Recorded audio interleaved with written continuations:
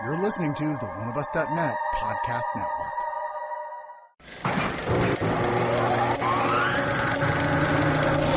Something's coming.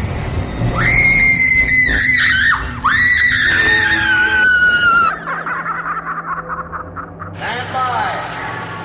Hold on to your hats, here we go.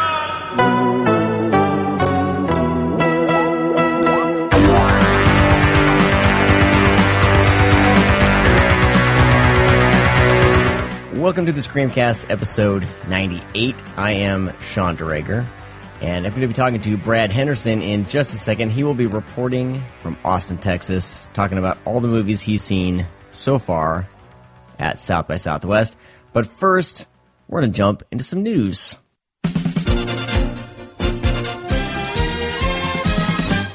And with me for this news segment, Josh Obershaw. Hey, everybody.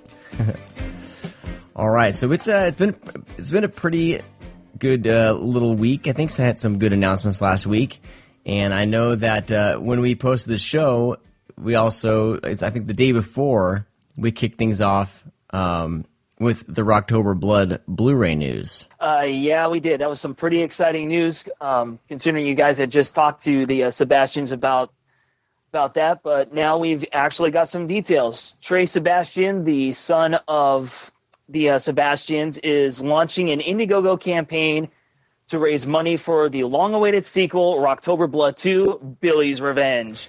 And that's going to launch in May.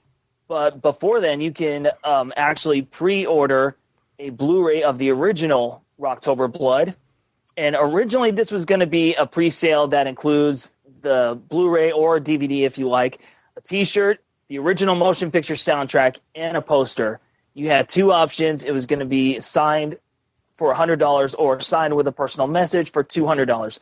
But now they have given a option to buy either the Blu-ray or the DVD with the soundtrack included, and it's going to be $30 for the DVD option and Blu-ray for the $50 option. And all the proceeds for the sales are going to go to charity for the things that the Sebastians have been doing. Yeah, and I think that's important to note. Because, everything right here in this pre-sale is going directly to his parents, to their charities, which because some people are complaining about, number one, the price, because the Blu-ray alone, the standalone version of the Blu-ray with the soundtrack is $50. But you got to understand that Trey's doing this all himself. And it's not being licensed to a company, to a distributor. I mean, he's going to be doing this himself. I think these are going to be DVD-Rs and BD-Rs, I think. And I'm not 100% sure on the soundtrack. This is a way for him to basically give back to his parents and their charities, and to launch kind of excitement for Rocktober Blood 2. So that's all we know right now. I think as things change and get updated, if for some reason they get enough pre-sales and they're able to actually do a run of pressed Blu-rays, I'm sure they will if they get the option. But right now, since this is going to be, pretty low quantity, if you understand any sort of, if you distribute Blu-rays or anything like that yourself, there's different cutoffs. So, he would, if he wanted to get a pressed Blu-ray, he would have to print, I think, at least maybe 500 or 1,000, something like that.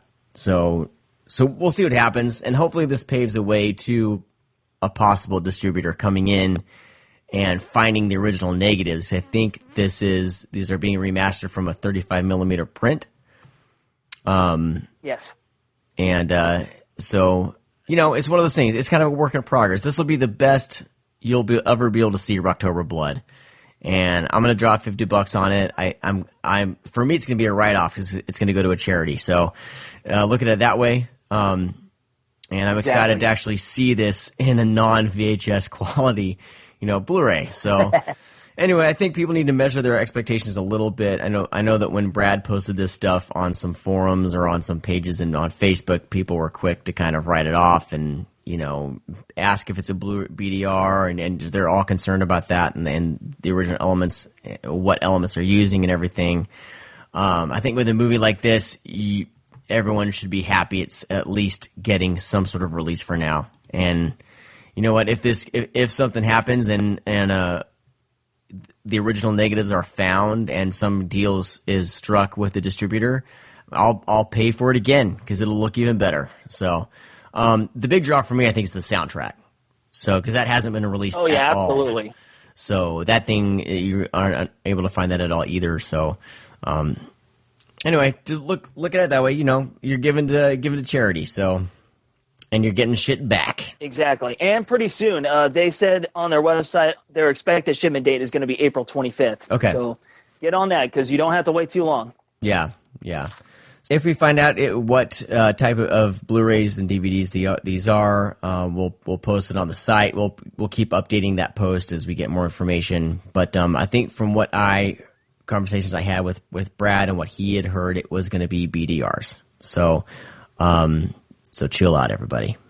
For me, as long as I have the movie, I'm fine. It's just a different method of burning the movie to a disc. So I still have like DVDRs from like 2001 that work great. So everyone chill. Oh well, that's good to know. That's good to know because I never bought those. When I see something like that on Amazon, I just go no, thank you. But that's good information to have.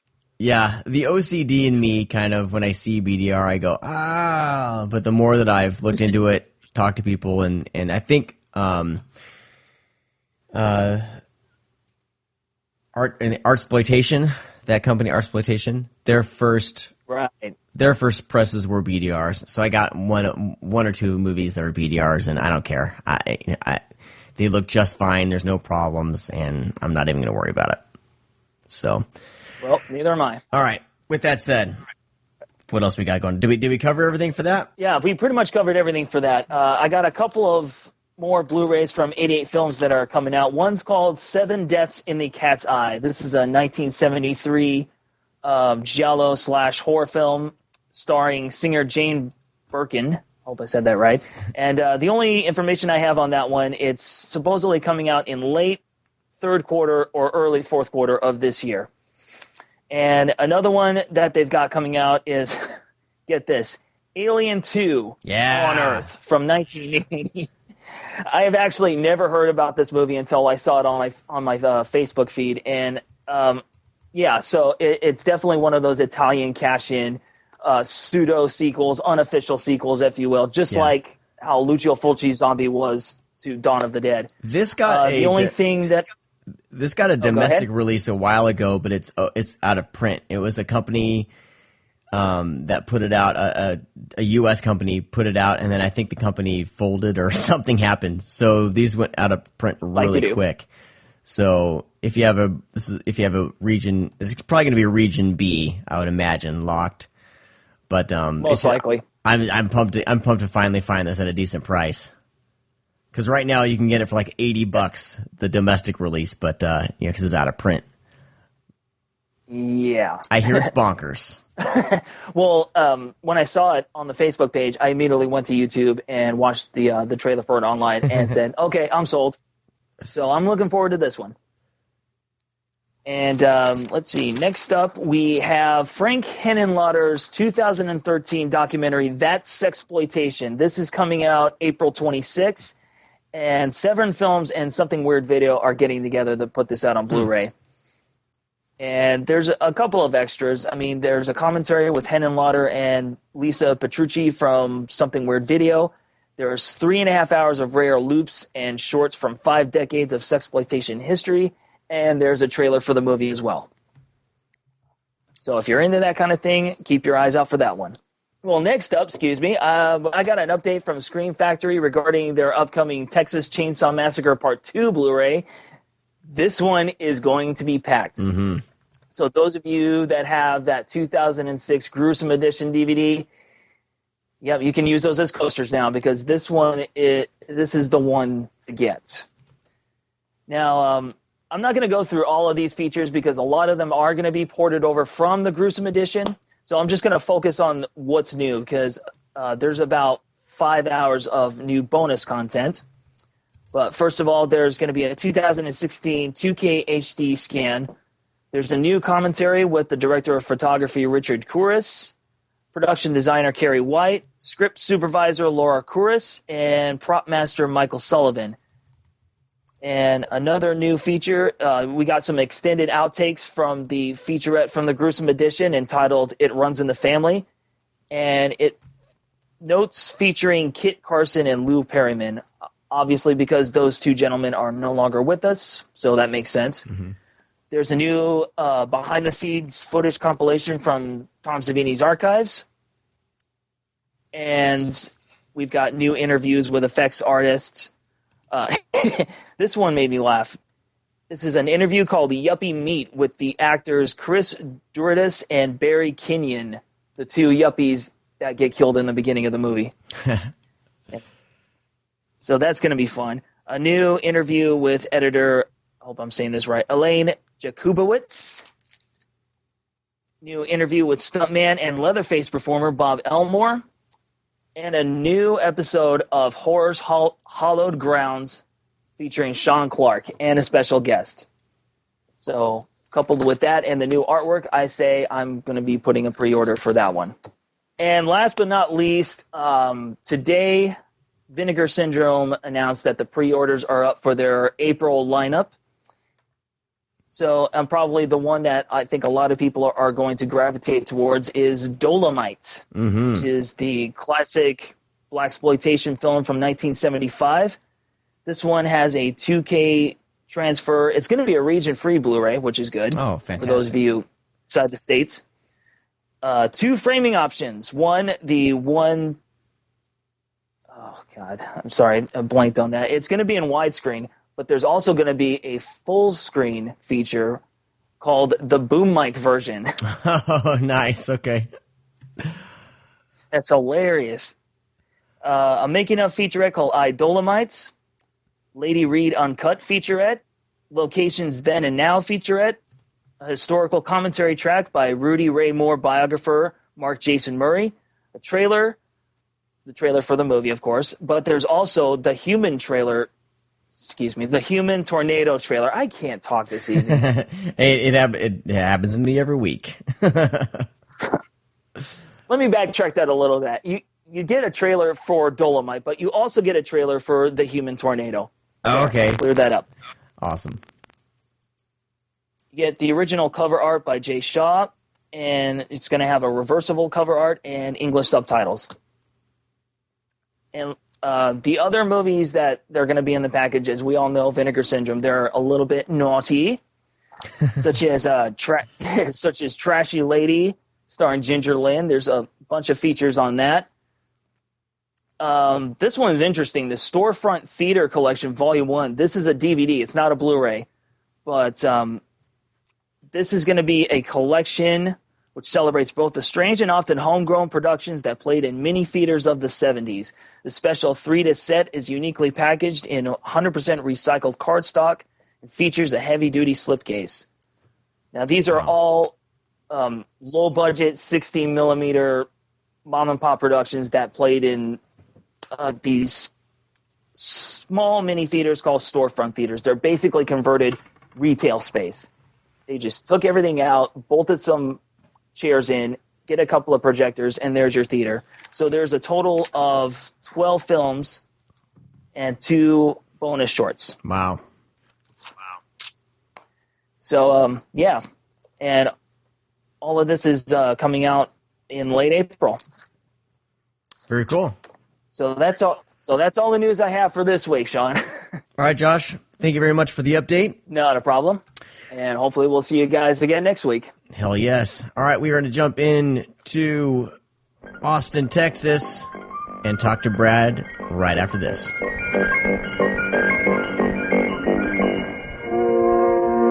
And reporting live from Austin is Brad Henderson on a shitty cell phone. I wonder, like, you do that chopper noise that Joel Egerton does in The Gift. That's like my favorite part of the movie. I don't know how he does that noise. Like that? Was that it? Yeah, that wasn't very good, though. I know. I didn't really have any time to prep. Oh. You should try next time. So after last week's epic episode, it was like a 3-parter with 3 different pieces. We're going to do, we're basically going to be talking Brad's experience at South by Southwest so far. And what we're going to try to do is he's done on Friday, and we're going to try to record a quick episode at some point to get another follow-up with the second half of South by Southwest recap from Brad as well. So you'll have 2 shows focusing on South by Southwest. I'm hoping one of these years I can make it out to South by Southwest. You should do Fantastic Fest first. Well, I mentioned it to my wife, and I was like, I probably can get in with a press pass or something because of the show, but I would have to take like a week vacation off. And she was like, she doesn't like the idea of me taking a week off by myself. No, yeah. We got some political stuff to work out on the home front with that, but Brad doesn't have the baggage that I do. So, Brad, what's up, man? South by Southwest, how's it going so far? It is awesome. I come to South by Southwest and Fantastic Fest. South by Southwest last year was my first year for South by, and I kind of promised myself I would never miss another one because I missed out on it for so long. I kept on saying I'm going to go. And finally I pulled the trigger last year, and it's just awesome. Just an awesome experience, awesome people. It's a lot different from Fantastic Fest, of course, mainly because of the movies, they play.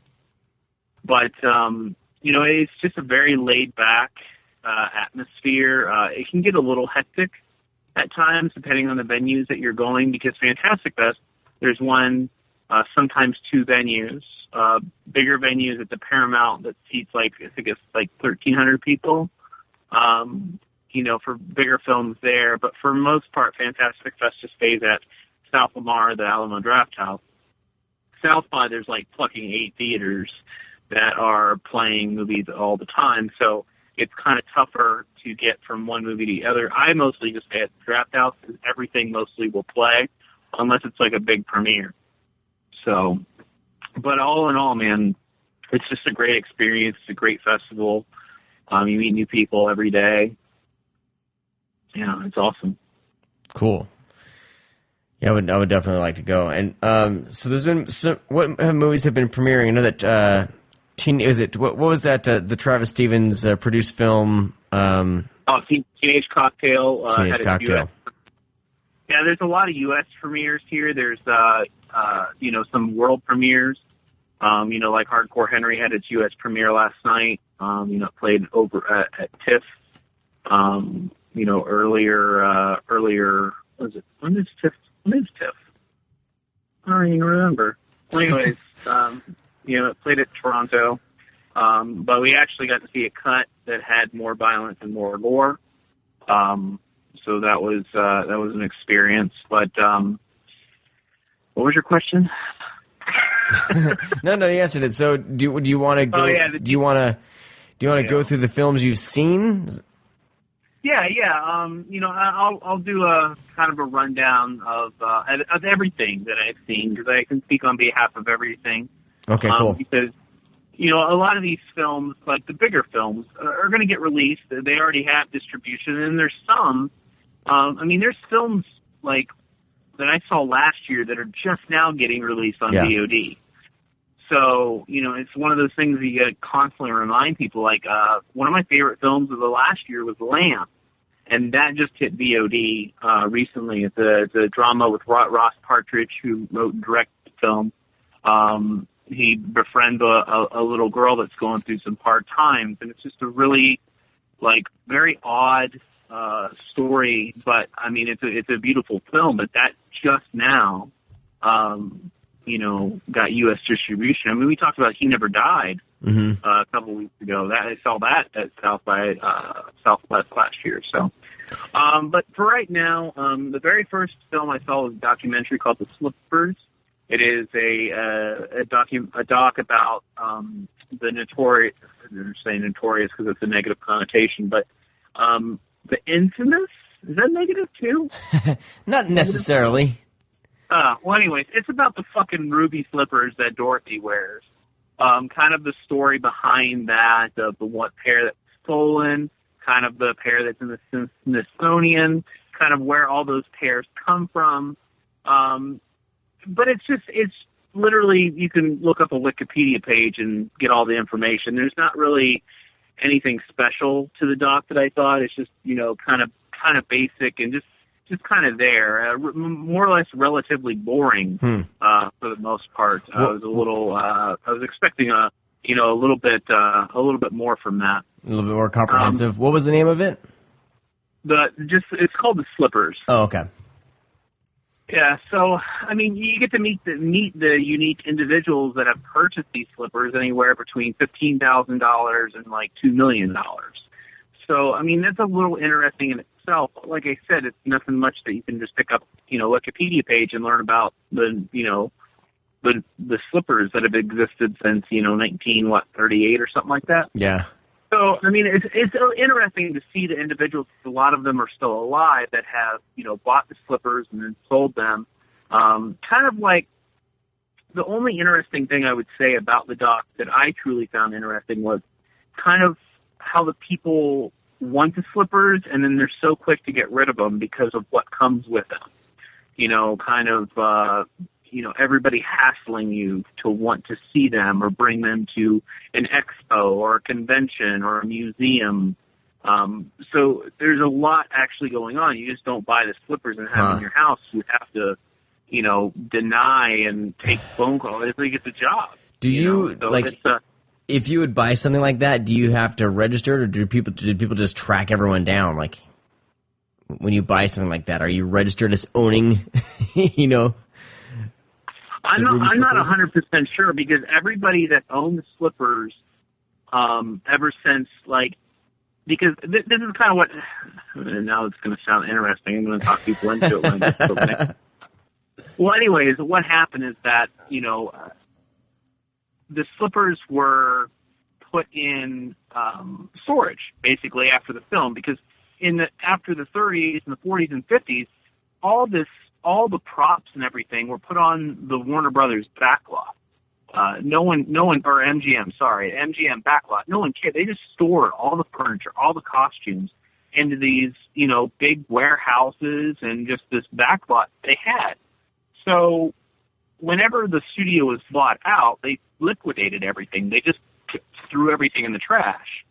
Well, there was this one guy, I forget his name now, who went through and basically took all these dresses, all these props, and he sold them because he felt bad because he loved movies. He thought those things were magical, and he didn't want to see them just be thrown away. So in a way, this guy kind of kickstarted the collective memorabilia of Hollywood. So, but his main goal was to find these ruby slippers, and he has this big extravagant story of how he found them. But he found a pair, and it sold for $15,000, in the 50s or something like that, or 60s, 70s. I forget what year it was. But he found out he lied, and he actually had multiple pairs because, of course, there was the test pair, anything that you had multiple pairs of something just because if something goes wrong. So just kind of that's where it goes into the story is they find out that there's, at least 4 pairs that are in and around the world.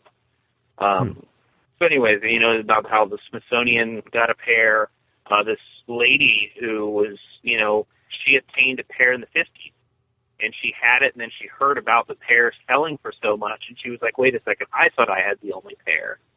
And then it sparks other collectors and other people that had these shoes. So, but like I said, I mean, it's not a bad documentary. It's just relatively boring. It's probably one of those that you would find on Netflix at some point, and you'd just sit down. and watch. Yeah. It's a rainy afternoon Tuesday at 1:00. Yeah. Documentary. Doing laundry. Get that watch Wizard of Oz or something. I call that a laundry doc. Laundry doc. When I do laundry, I'll watch crap like that. So, and next up, because I'm just going to go in order of how I saw these things. Yeah, man. Next up, this is one of my more anticipated films, just because Tim League, the owner of the Alamo Drafthouse, he executive produced it.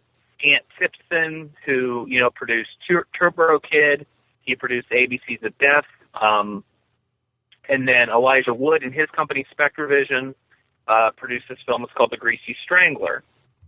Just the title alone piqued my interest because it's fun. This is by far, I watch a lot of movies. I've seen a lot of weird shit. This is by far one of the weirdest movies I've seen, but it's weird in a comedic aspect, not like a drama or sci-fi or horror. It's as if Tim and Eric, do awesome show, great job, and Tom Goes to the Mayor. If Tim and Eric made a rated R Napoleon Dynamite-esque movie, that's what The Greasy Strangler would be. But that's not even remotely close to explaining what this film is. This movie is almost like a social experiment to see if you can sit through it. It feels like this movie was made in order to piss off the audience to see if we can get you to get out of your seat and leave. That's how I felt during Tim and Eric's movie that they made. This is like something that you watch and then you show it to friends to see if they're friends with you after you watch it. I loved it. I it's one of those films that I want to see again and again, and I can't wait to show this to people just so I can just stare at their face the entire time. To sum up the movie, it's about this father and son who do these disco tours, taking these people to old buildings where they're like, hey, remember the Bee Gees? Well, they wrote this song at this building, or Casey and the Sunshine Band. They practice here. It's just really stupid shit. But the son meets a girl, and then the father gets really upset because he feels that the girl's going to hurt him, in a way, emotionally. So that doesn't even come close to what you're fucking seeing. I mean, when it says The Greasy Strangler, you literally have a guy covered in head to toe with fucking thick grease that's strangling people, making their eyeballs pop out. You have this father who every time they fix food, he needs it ultra greasy. Like, it's not greasy enough. It's not greasy. I need more grease. And it's just so fucking weird, man. It's like, it's so hard to explain, like, what this movie is and what it does. But yeah, man, it's picked up. Drafthouse Films is releasing it, so you'll be able to see it probably soon. But I can't wait until this thing comes out, because it's either going to completely be lost into oblivion and no one's going to care about it, or it's going to become one of those kind of cult classics to where it's very much also like an Adam Rifkin movie in such a way. Like, Adam Rifkin directed one of my favorite movies of all time called Dark Backward, where it's these two garbage guys who just, they're garbage men. And one is Marty. He is played by Judd Nelson, and his partner is, I almost said Bill Pullman. No, it's the guy that plays Hudson in fucking Aliens. He directed Bill Frailty. Paxton. Bill Paxton is his friend, and Marty wants to be a comedian, and he's really awful at jokes, but he grows a third arm out of the middle of his back, and once he does that, people find him funny. It's a really fucking weird movie, but it's along the lines of that, just being so, like, gross and slimy and weird, that it also kind of has this weird charm to it. Like, you just can't look away. It's definitely not for everybody. Not Dark Backward or The Greasy Strangler, at that matter. And it's just, I can't wait to see what people do. I really can't. So, and doesn't have really any big stars, but I mean, like I said, if you like Tim and Eric, awesome show. If you like, Adam Rifkin movies, if you like kind of the weird, sleazy side of John Waters. You'll really enjoy this movie. That's all. If you like weird shit, you'll love it. But if you are kind of like, oh, no, definitely not for you. Yeah, I'm interested. I just based off my reaction to Tim and Eric. Was it Tim and Eric Make a Movie? It's just not. Yeah. That's just not my. Tim and Eric's movies suck. I will admit. Okay. I love Tim and Eric's It's not my show, sense of and I humor, love apparently. It's very much like that sense of humor where it serves no pragmatic purpose whatsoever. It's almost like just a running of skits. Gotcha. And just see how far and how long they can do something. It's one of those things where in sometimes in acting and in teaching and acting in class with comedy, repetitiveness is sometimes funny if you just keep going so long that it becomes funny. Right. And that's kind of what this movie does. Like, for example, there's a sequence where they say "Rootin' Tootie Disco Cutie" probably for 2 minutes. Oh, God. And they're dancing. One of my favorite things is that every time they call someone out on a lie, the father and son say "bullshit artist." And there's this sequence where they're in their room and they just keep saying to each other "bullshit artist."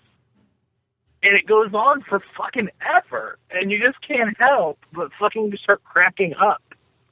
And I don't know, man. It's a charming, weird movie. So Right. I can't wait for people to see it. Wow. Okay. Yeah, so Draft House Films, I don't know when the release date of that is, but I imagine it's relatively soon. Cool. The next up was a documentary called Asperger's Are Us. It's not actually a documentary about Asperger's per se. It's about a group of guys that have Asperger's who actually have a comedy troupe that they've had Wow. together for a long time, and it's about them on their final show because Asperger's affects them in everyday life in a way, but however, these guys are super intelligent. Mm-hmm. They know they have Asperger's. They embrace it, and they all use comedy as a form of just making kind of just like the one guy, he says that he didn't know what to do. Like all his life he was made fun of, and then when he was diagnosed with, Asperger's, he decided to use this kind of comedy as a way out, as in order to communicate with people for to have that relationship on, so-called a normal plane. And there's a fucking motorcycle or truck in the air. This is what you get when you record in a fucking parking garage. He's once a represented a few times. It basically sounds like a dragon fart over on this end.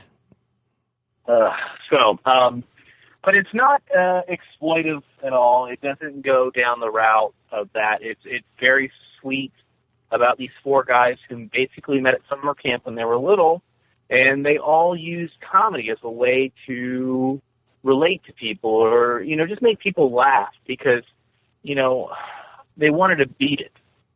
They didn't want to be those guys that, had Asperger's that, people just sat back and made fun of. They went up and they almost made fun of themselves in such a way. And also, I think they realized that comedy, like true comedy, was a way rather than making fun of kind of Asperger's or each other. But it's not exploitive in any way, which I really enjoyed. And it's just very heartfelt and sentimental. It's a very nice documentary, and it's nice to see people that are met almost with this wall that with society, and they're able to jump over the wall and accomplish such great things because these guys just didn't accomplish with something with this comedy troupe. but one guy went to fucking Oxford, like, for chemical engineering or some shit. Like, and they're all very successful. So it's almost like this outlet for comedy was a way for them to even expand and become even more sociable and just better themselves in such a way to jump over this obstacle of Asperger's, because sometimes it can be really, there's all different types of forms. That's one thing they didn't go into. There's all types of forms of Asperger's. Some people are, extremely affected by it. Other ones are just, it's just a little bit, might have, some sort of disability or, something along that nature. I have a couple friends that have Asperger's, and some of them are socially awkward. Some of them aren't. They just might have a learning disability. But it all depends. These guys don't, they have jobs, they have day-to-day life, things that they do. They go to college and everything like that. So that's really nice to see. But like I said, it's mostly about their comedy troupe and about what they're doing now. So that was a lot of fun. Next up was the Travis Stevens produced Teenage Cocktail. Holy fucking shit. I love this movie. It's so fucking good. It's about two girls that kind of fall in love with one another, and they want to get out of Dodge. So one of them has this webcam that she set up, and they start webcamming. And these girls are teenagers. They're like 16 years old. So they start webcamming and, being teases, and then they start making money, and they want to get out. And however, they stumble across Mr. Old Sleazy Pat Healy. And that's where shit goes sour, and it gets really kind of fucked up. It's a really, really good movie. It's, kind of a sweet little coming-of-age story about girls, and then it kind of dives down into this suspenseful thriller. It's a really, really good movie. Everybody's perfect. It's almost flawless. I say almost because they did cast, 27-year-old girls as 16-year-olds, which is a little weird. Which, here's the thing, is one thing I did respect about the movie, but also I think it's the fault, is that with me, personally, if the girl is 16 in the movie and she's 27 and she gets naked, it's still weird. Right. Because you're looking at what's supposed to be 16-year-old girls. They kept it classy, and they never went in that direction of being weird and taking off clothes, even though they're 16. So, in a way, if they're going to go that route, they should have really cast 15 and 16-year-old girls. Right. Because that way it would have been a little bit more real, because every time you're watching it, you're like, oh, you have to keep reminding yourself, oh, these girls are, teenagers. That's right. They're 16 years old.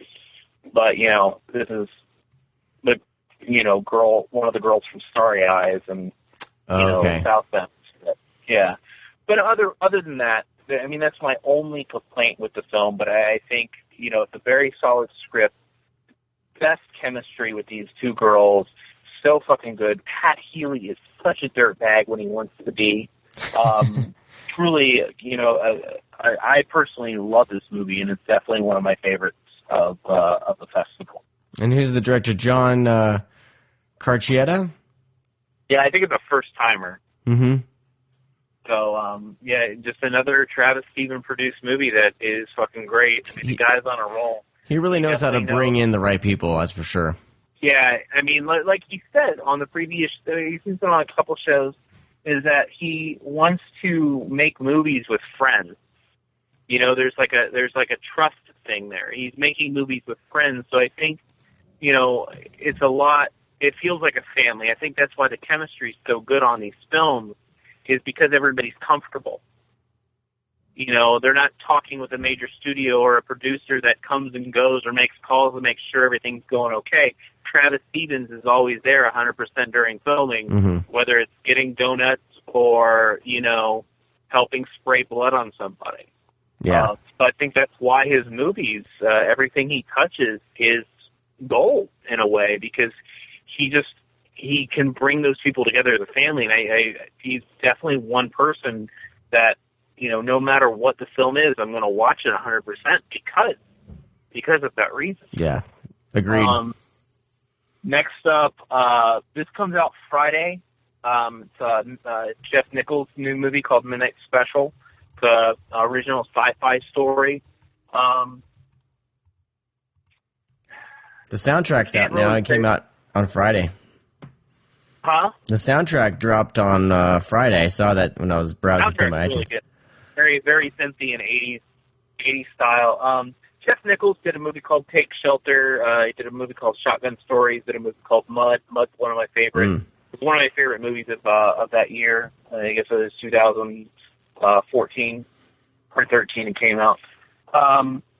It's kind of hard to speak about the film without giving too much away. It's about a father who is trying to. Here's the thing: is you're dropped in the movie right away, and it feels like it's the sequel because all this shit has already happened. So the exposition you're given little by little. So that's the reason why you can't really say anything too much about it because you're learning as the movie's going. And all this shit has kind of already happened with this group of people. But it's about Michael Shannon's character. He's the father. He has a son who has some shit going on with him. And he knows the son is special, so he is on the run with his son in this movie. And he's protecting him from, and he doesn't know what. You know, you find out in the movie, but I don't want to give any of that away.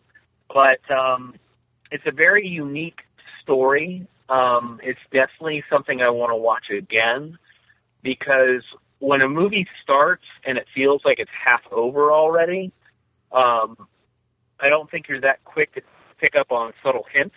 And I think there's a lot of hints of what's going on and kind of little, foreshadowing here and there. So I definitely want to check it out. It's not a bad movie. A lot of people are disappointed in it because they were expecting something better than Mud.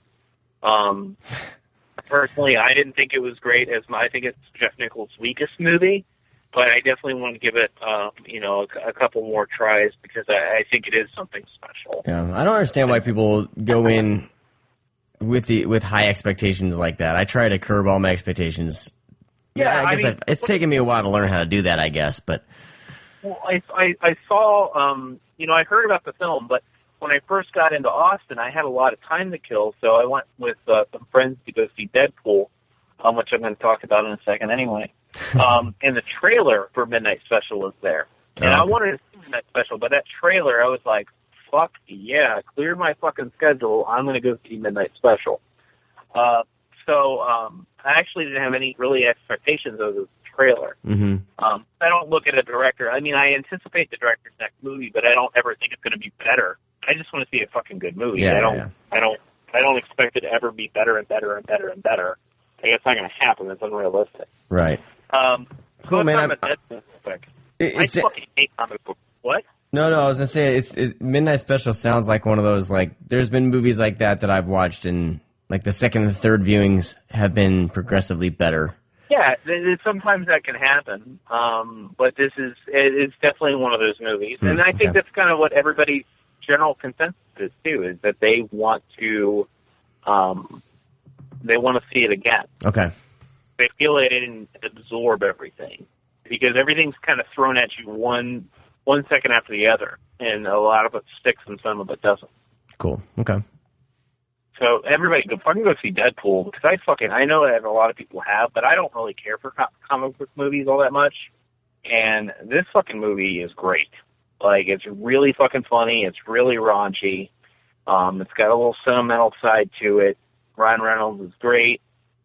Fucking go see it. I imagine a lot of people already have, because I haven't yet. I just wish Deadpool came out last year, so that way we would probably get a R-rated Suicide Squad movie. I know, huh? But that doesn't mean that we couldn't get an R-rated Suicide Squad movie, because I'm sure David Ayers has a hardcore version of Suicide Squad set to the side. Probably. So, it's David Ayers, and I'm sure he does. So, next up was my first Midnighter. The first night I saw the Midnight Shorts. I'm not going to talk about short films. So, because chances are you're going to never see them. This was the untitled Fede Alvarez Ghost House Thriller. Didn't have a title, but now it does. It's called Don't Breathe, which I think is fucking stupid. So anyways, Fede Alvarez, he did the Evil Dead remake. I think that's pretty much, he did this movie as Sam Raimi producing and everything like that.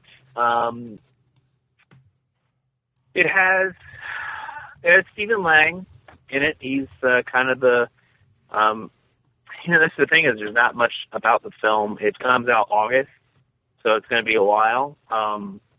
It's basically these three kids that break into this house because they find out that this blind guy had a settlement because his daughter was struck by a car and killed.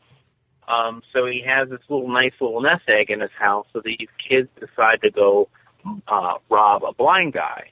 However, he is ex-military and fucking crazy. Stephen Lang, man. Yeah, so Stephen Lang is great. I mean, he's a great actor. He's extremely intimidating. So that works for the movie. I wasn't that on board with it because I felt it was a little slow. However, it's very well made. It's an obvious homage to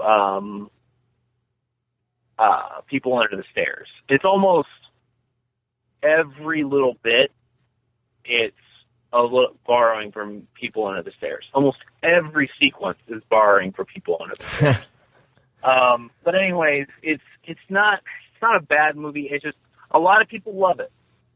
A lot of people love it, and I just wasn't one of them. I just enjoyed it. But anyways, we'll mention it again because people are going to fucking forget because it doesn't come out until August. So, and it's called Don't Breathe, but I don't know if they're going to stick with that title. I originally heard it was going to be called The Man in the Dark, which is a lot better, I think. But anyways, next up, Asperger's RS, I forgot to mention, is executive produced by the Duplass brothers. Oh, okay. So that was something that attaches because the next movie I saw was executive produced from the Duplass brothers, which is called Rainbow Time, which is actually probably one of my favorites of the festival. No horror films have made my top 5 list of the festival so far. It's all comedies. Wow. For some weird reason. Rainbow Time is fucking great. It is about 2 brothers. One brother is, seeing a girl. He's got his life together, everything like that.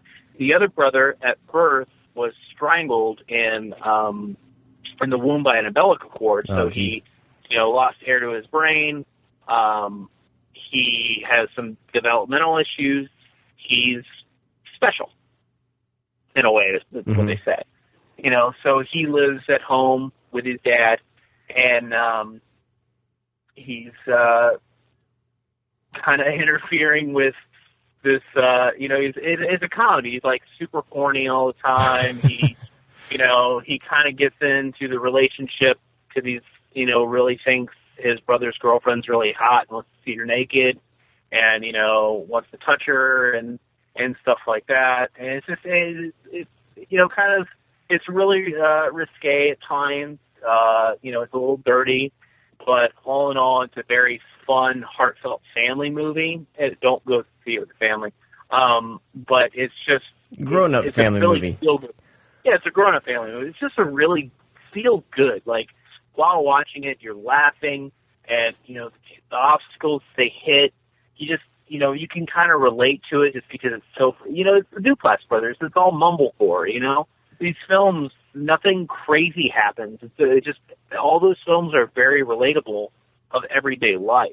Mm-hmm. And just watching these people deal with it, it's a lot of fun. It's very sweet. Man, it's really fucking funny. And, the whole goal of the kid is to have, say kid, he's like 40 years old. He wants to, be a director. So he wants to make these like little mini movies of, and he casts his family in it, but he always wants to like be the hero and make out with the girl. So yeah, he has some issues, and the issues are relatively funny. I think people might be a little offended at certain things, but whatever. Don't be offended by everything. So that I don't know anything about the release of that one. I hope that it does get at least a wider release. It'll definitely probably be on Netflix. Next up is a film called The Master Cleanse. It is about a kind of a infomercial that makes people go to this website, sign up for this retreat, where they promise to get rid of all the negativity and bad toxins in your body. These people are supposed to drink these 4 drinks. When they do, they eliminate the negativity and shit in their body, and it forms a monster. And they're supposed to take care of this monster. It's a very, very weird movie. I wasn't 100% on board with it, but the practical effects of the monsters is fucking great. It's not a horror film. It's a kind of a drama comedy type thing. But anyways, yeah, that's pretty much the plot. And it's just basically this guy and a girl who don't know each other. Their relationships blossom as their monsters kind of get along. And once their relationships blossom and try to overcome the obstacles of the retreat's giving them, as getting rid of the negativity and everything like that. It's a very odd movie. I wasn't on board with it 100%, but I don't know when it's going to get released either. But that's pretty much all I can say about Doesn't that. it star one of the guys from Big Bang Theory? Yeah, Johnny Galecki. Johnny Galecki. Yeah. And Oliver Platt's in it too. Oh, okay. Next up was a film I really enjoyed, the drama thriller. It's called American Fable. It is about a set back like in the 70s and 80s, farmland. It's about a family that owns a farm that's losing the farm, and this little girl who's about 12 years old riding her bike one day, and she comes across her parents' silo, and she realizes there's a man inside. She doesn't know why the man is inside, but she slowly figures out that he's being held ransom, and it has to do with the farm. So she tries to take care of him while hiding it from her family, who is involved in this kidnapping. And that's pretty much the plot. And it's just basically her dealing with it because she's very close to her family aside from her brother. And, she friends this man who she doesn't trust. She wants to help him. She doesn't trust him because he's a stranger. But she slowly develops this relationship with him, trusting him, while finding out that her family is involved in this shit. So it's all from the, little girl's perspective, which is she's fucking fabulous. She's so good. She can't be over probably 13. Great little actress. Cinematography is great. It's called American Fable because it's told in such a way of being kind of a fairy tale. There's this very fairy tale-esque element to it. She sees certain things and everything like that, dream sequences. So yeah, it's a decent movie. It's one of those that will get picked up probably by FC or something like that. But definitely something to look out for if you enjoy those kind of. It's a pretty good thriller. It's towards the end. It's decent. Cool. Next up is a film called Hardcore Henry, which I'm sure everybody knows about. This started back in 2013 with a music video called Biting Elbows, Bad Motherfucker. And it was basically this guy who was trapped in this office building who works his way downstairs fighting his first person. So that got them a gig to direct a movie, which is now Hardcore Henry. Originally called Hardcore, but searching that on Google might not be the best idea. So Very true. They tagged Henry at the end of it. Hardcore Henry is about a guy who is an experiment who lost his eye, lost his eyes, lost his arm, lost his leg, and it's all replaced by prosthetics. military grade, and he is basically trying to get back to his girlfriend while killing everybody that he comes in contact with. I was super excited about this movie because it looked action-packed and great.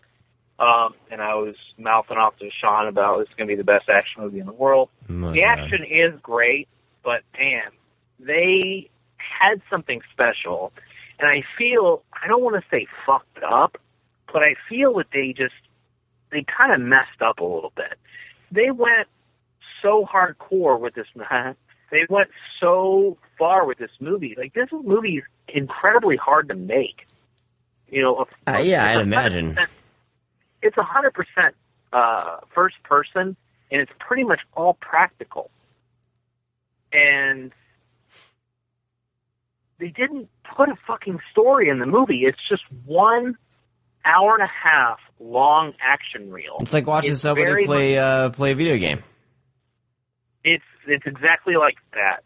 And it's just like one level to the next because there's no downtime. Like, there's nothing. It's like he meets somebody and it's like, all right, you have to do this. Okay, kill everybody. I meet you. What do I have to do now? Oh, you have to do all this. And Hardcore Henry doesn't speak because he never had a voice modulator put in him because he lost that. So he doesn't talk through the entire movie. And he just shakes his head yes or no. And it's like, God damn it, dude. Like, if you made him have a voice and had him interact with people, you would have had characters. Right. Instead, you're literally watching a drone fight bad guys. And it was just really upsetting. And the action is fucking amazing. It's so good. However, it's just, like, because you're not really invested in the character, you kind of do drift off and, you know, you're like, oh, action sequence, that's really cool. What's going to happen next? I'm not invested in the movie. Mm-hmm. I'm just waiting to see what shit they blow up or what stuff they're going to do. So that was a little upsetting. The one, like, movie from, like, the first person's perspective like this that was really amazing was Enter the Void. Gaspar Noé. Yeah. Because that was like... with POV too, you know? Yeah, it was POV, but that's like normally I don't like kind of first-person found footage type films, but the way that Gaspar Noé did Enter the Void, it was like you were there. You were almost on a drug trip with the character too. So you're kind of floating through and along for the ride, and that's done, and there's a lot of downtime, but it's also visually like very interesting to watch. So maybe if they would have blended that kind of storytelling aspect in some downtime, because it seems the trailer just looks like a friggin' violent, you know, Call of Duty. Just watching like somebody play some obnoxious douchebag playing Call of Duty. That's all it looked like to me. Yeah. It's kind of what it's like. Oh. And I'm kind of curious of how people will be receptive to it, because I think there's going to be a ton of walkouts, because I love found footage movies. I love shaky cam, but dude, this might be a little overboard. I hear it's shaky as hell. He's doing a ton of tumbling. It's more like let's put it this way: it's more parkour Henry than hardcore Henry. Oh, snap! So touche. But anyways, next up was today's list. I've seen 3 movies today. One is The Dwarvenaut. That is about a guy who has had 3 very successful Kickstarters on making props and dungeons and walls and kits for Dungeons and Dragons. What's this called again? The Dwarvenaut. So he has a website called Dwarven Forge, and he makes some serious fucking landscape and castles and cities and shit for Dungeons and Dragons. Like, he takes it to the next level. So it's for people that just, you know, don't want to play on boards anymore, that can play with shit that, you know, looks like water and like crazy fucking, you know, statues and shit like that. And it's basically just his story. He's on his 3rd Kickstarter, and he's trying to make ends meet. And, you know, you can easily just type in Kickstarter Dwarven Forge and see that he made it. But it's basically his story. To me, it feels, I enjoyed the doc for the most part, but it feels like there's a lot of acting involved. Like he's going a little over the top with things. And that's the one thing that kind of took me out of it. But other than that, it's, you know, anybody likes Dungeons and Dragons, you'll probably like it, and you probably know who he is. Next up was... I'm trying to... Dwarven Ott? Right? Dwarven Ott? Yeah, Dwarven AET. Okay. Jesus Christ. I'm trying to spell these out so I can put them on the website. Yeah. Dwarven Next Ott, okay. up was My Blind Brother, which is probably kind of my second or third favorite of the festival. Is Adam Scott is in it, who I, you know, absolutely love because he's really fucking funny.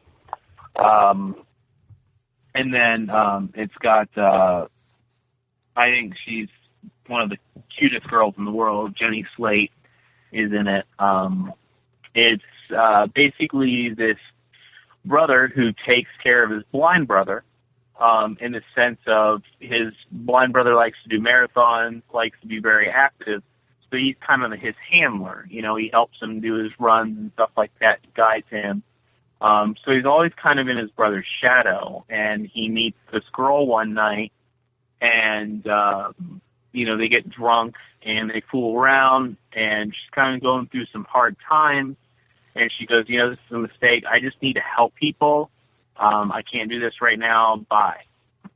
And so what does she do? She signs up for this thing to help the blind, and then she meets the brother and kind of falls for him a little bit, the blind brother, while the other brother is like, what the fuck?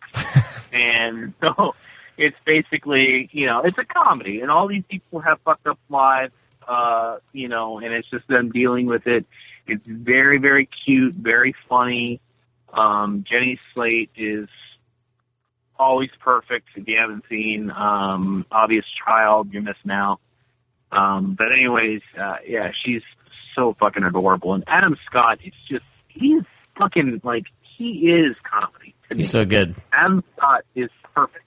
Like, in every movie he's in, he's perfect. Because he makes me fucking laugh hysterically. Oh, Jenny Slate, was she in Parks and Rec for a bit too? Yeah, I think she plays the She plays this, like, the sister of the obnoxious friend. Yeah, I don't want Parks and Rec, but I know she's in it, though. Oh, she's hilarious. She's obnoxious, but she's damn hilarious in that. And she shows her body a little bit in this, and she is so adorable. Oh, damn. Man. I had boner checks all the way in my blood. And the last movie that I've seen, other than the movie I'm going to see tonight, last movie I just got out of was called War on Everyone. I don't know about this movie. It's very weird. It's a British cop action buddy movie. Buddy cop action movie. It's super over the top. It's very unrealistic because these cops are fucking assholes. I mean, a lot of cops are assholes, I guess, if that's the case. A lot of people don't like cops. But there is kind of a social commentary on the movie with cops and stuff like that, which I found funny. But it's Michael Pena from Ant-Man, that guy. Michael Pena? Yeah, and Alexander Skarsgård. Skarsgård. They're cops. They just fuck everybody up. And they get in a situation where they find out they can make money illegally, and they go for it. And they just fuck everybody up. And they're assholes, and they fuck everybody up. It sounds great. It's a really oddball movie because you don't know how to read it because it gets really serious at times. But there's just this really weird comedic aspect to it. Oh, this director did. He did The Guard, and he did Calvary. Yeah, like it's very like the comedy is kind of like The Guard in a way. Mm-hmm.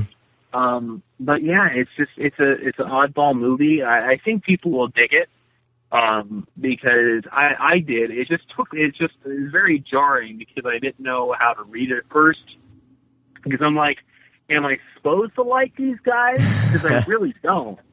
Because they're really bad. They're awful people. Right. But there's this very sentimental side to them as well, but they're assholes while doing it. And they're like best friends and they trust one another, but they're big assholes. Like, it's so fucked up. Like, but anyways, it ends up being, it's not really much of an action movie per se. It's just, meeting here and there and just being assholes. Okay. So it's an asshole buddy comedy. Nice. Top buddy. I'm looking buddy forward to comedy. this one then. Yeah, so it's a lot of fun. But I got a lot of movies to go through, man. I got like probably 20 more to watch. Damn. Are you? Is Keanu on the list or not? No, absolutely not. Not. Okay. Damn you. No, that played the last night or the night before last. No, that kind of stuff doesn't appeal to me. It comes out in April anyway. Yeah. Hard for him too, but I had no desire to see Keanu. All right. Agree to disagree. But I will be back with more because there's a lot of fucking horror films that I have to see. Awesome. As well, I haven't got to see. I've only seen one, to be honest with you. Yeah, it's crazy, man. I'm surprised, but that's what I like about South by Southwest. Whereas Fantastic Fest, I guess, hearing everyone talk about it, that's more weird, crazy genre stuff. Whereas South by Southwest, there's mix. a lot more. I mean, they do split it up, and it's an all genre festival. But I mean, for the most part, you're going to get weird or horror. Yeah. Or action, weird action movies. Cool. But yeah, Wednesday is my all 5 movies that I'm seeing are horror films. So that should be exciting. Nice. So that's where I'm going to catch up. Before we were talking about the show, I wasn't going to do a What's on Your Doorstep, but I forgot to mention Tex Montana Will Survive is out for everyone now. It's up on YouTube. They're going to be putting it on Vudu and a bunch of other options, but I watched that. Oh, dude, it's so funny. It is fantastic. It is hilarious. There's so much to quote in this movie, and I was laughing so much watching this at just the things that were said, and it's like Jeremy Gardner carries this film. I mean, it's he has to. well, I know it's just him, and that's what I was curious about. Was can he himself carry a feature length film? Because it's a hard thing to do with anyone. But I think the way that he did it, the way that he has built this character, there's so many little subtle reveals throughout the film, and but it's free and everyone go watch it. It's a really funny, and that's the thing. I was pleasantly surprised with that there were things to just get a gut laugh out of me for sure. So I don't want to spoil anything. Go into a blind. Oh no. I think that's the best way, is because there's so many little things. Oh man, that had me laughing.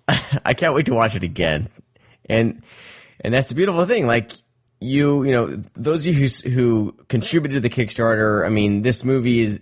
Everyone's able to see it because of you, and I think that's a really cool feeling. I feel really good about that, and now that I can send people to this. Hey, it's free. It's not going to cost you anything. Check this movie out, and it just I don't know. It's really great. So we'll put the link in the show notes for the YouTube version of it, and but check it out and tell everyone about it for sure, because these guys are what they're able to do with this little itty bitty budget with something special, man. It's really funny. So yeah, I'm outside, gonna get my ticket now. Okay. So you're getting the full South by Southwest. Nice. Experience. So that's all I got. So we're gonna do a couple of these little episodes here. As soon as Brad's able to talk to wrap up South by, we'll record again and we'll release it, and then we'll be back with a full show after that. And then I'm gonna be going to Hawaii. Everybody. So dang. There may or may not be a hiatus. I don't know. We're gonna try to work. You won't even tell that I'm gone, but just it's gonna be good. We got some good stuff lined up for you. We're working on a whole bunch of other interviews and guests and everything too. Well, So, that one. oh, Brad's My getting his ticket my right father now. died. That's it. Wow, Hey, I'm getting a titty. This is something. it's the real deal. Brad in his element.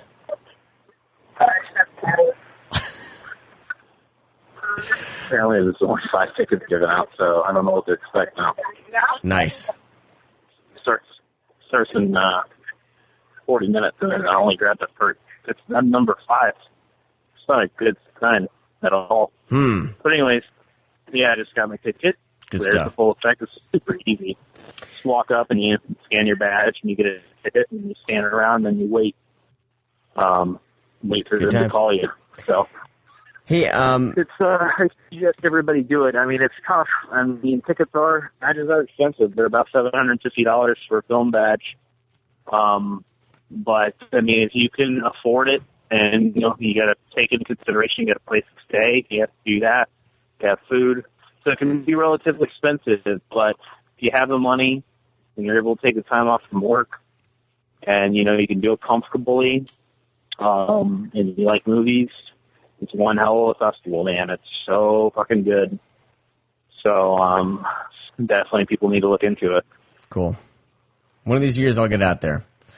I always say that every year. I'm always like, so, one of these days I'll get out there. But, Dude, just do it for Fantastic Fest. It's so easy for Fantastic Fest. yeah. And you I'll would have to. just do the first half, Sean. Just do the first half. I know. You I can know. do like the first half badge, and it's a lot cheaper. Cool. And you can do like Thursday to Sunday. Yeah. You're Yeah. gonna miss a lot of shit. I know. can't really recommend it. Or there we go. Or motorcycles. But it's that's another one. I start saving up people. Yeah. Come out here with me. I got a 3-year-old that has to get a little older because when Bring him. You have no running up and down the aisle. he drives I mean, us he'll get kicked out. insane. And the thought of my wife being like the only parent with 3 children, and one of them being this 3-year-old cute terror named Noah, it's almost a little bit too much for her to think about right now. So one of these years we'll get there. Cool, man. Well, everyone, as always, please check out our sponsors. Go to thescreamcast.com/sponsors. Of course, Coffee Shop of Horrors. Oh, we need to do Core Box. Oh, yeah. Well, Well, we're going to be setting something up with them. Because we'll be adding them. We actually have a giveaway. We have a giveaway. We have a giveaway. Oh, shit. Yeah. Well, before I leave for Hawaii, the show before that, we will do a drawing. So next show... Yeah, the code has to be used in March. Oh, it does? Oh, fuck, okay. Yeah, so let's make a question or something. Let's do something for somebody. Well, we can... you're putting me on the spot, man. Impromptu. Put me on... Huh? You're putting me on the spot. Yeah, impromptu. This is how we do things here at the Jesus ScreamCast. Christ. Okay. We just make up shit on a whim. So do we have any coffee or like our buttons or shit as well, or are we just going to do horror box? We can just do horror box because Don't edit any of this stuff out. I'm going to be leaving, so I haven't really stocked up on coffee just yet. Yeah, basically all we have to do is we just send the person the code and they can do it. So basically it's super easy. We have a website for you. If you win, you type in this code and you put your address in, and the horror box will send you the stuff automatically. Okay, here we go. So we just need to figure out what to do. You have a question? What is a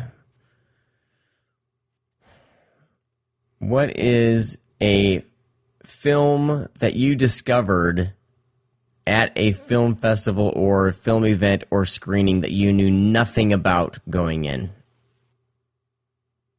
We want to Or the theater. To just say the theater, too. In the theater. Because a lot of people don't make it up. In the theater. Something that you went in completely blind and ended up loving. There you go. We want to hear from you. Email us at readme@thescreamcast.com with your story. It doesn't have to be too long. Just a little paragraph, something for us to read. But what's a movie that you discovered in the theaters that you knew nothing about going in? You went in totally blind and loved and put the your answers shit out in, of it. because we have to announce it on the next show. Yes. Your name and So city of where you're from. Give like a week. Yeah, send your email. You'll have the email, right? Yep. Read me at thescreamcast.com. Yeah. So you have a week. Yeah, put your email in there, and you get like 4 fucking like Blu-rays and shit. So it's pretty cool. Okay. So there we go. See how we do things. We will probably put this out on social media as well to get the word out. But you listeners, you heard it first. So, all right. Yeah. Horror Box is going to be a sponsor. I will be adding them to the website as well. GrindhouseVideo.com, of course. And then Kevin Spencer and Wolfman of Mars. Check out their music. So go to thescreamcast.com/sponsors. All the information. Nerdly.co.uk, something. Some What? UK website. Nerdly. Dude, you're totally like... You're hilarious. Nerdly.co.uk has been posting our shows there too, so check them out and check out that site. Give that site some love. And of course, huge smooches to oneofus.net for hosting us each week. We will talk to all of you next time with another South by Southwest update. Talk to you later. Bye. Brad, you say goodbye? Oh, you were cutting out. I didn't know this was happening. Tell our listeners All right, goodbye. Thank you for listening to the ScreamCast episode 98. We'll talk to you next week. Bye. You didn't do it again. You didn't say bye. Can you hear me? Yeah, it's cutting out too much. Fuck cell phones. All right. I don't know what's going on. And we're done. Oh, don't tell me you're leaving. The party's just begun.